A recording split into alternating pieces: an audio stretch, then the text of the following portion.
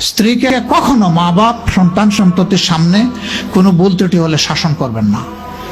একা নিয়ে বুকে জড়িয়ে ধরে তার সমস্ত নেক কাজের স্বীকৃতি দিয়ে তারপরে বলবো যে এরকম একটা বিষয় আমি দুঃখ পাই নাই, তবে আমি চাই যে এটা তুমি কারেকশন করে নাও এবং আমি আল্লাহর দরবারে তোমার জন্য দোয়া করব। মাথায় হাত রেখে একটু দোয়া করে দেন। এর চাইতে বড় আর কোনো শাসন হয় না। কিন্তু আপনি যদি মাকে খুশি করতে গিয়ে মায়ের সামনে তাকে ধমক দেন, তার ব্যক্তিত্বের উপর আপনি তীর ছুঁড়েছেন, আঘাত দিয়েছেন, সে ফুঁসে উঠবে। সে বলবে সব উজাড় করে তোমার এই সংসারে দিলাম, আজকে তুমিই না আমাকে এইভাবে বেইজ্জত করলে। সে মানুষ তো, তার মানবিক রিয়াকশন হবে। কাজ করবো না আমরা কেউ।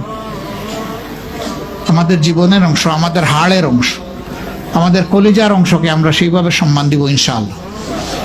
আমরা ভালোবাসবো সে আমার স্ত্রী, আমরা শ্রদ্ধা করবো সে আমার সন্তানের মা। স্ত্রী হিসাবে ভালোবাসা পাবে, মায়ের জাতি হিসাবে সে সম্মান পাবে। এই দুইটা ব্যালেন্স করে যদি আমরা চলি, গড় হবে জান্নাতের টুকরা ইনশাআল্লাহ।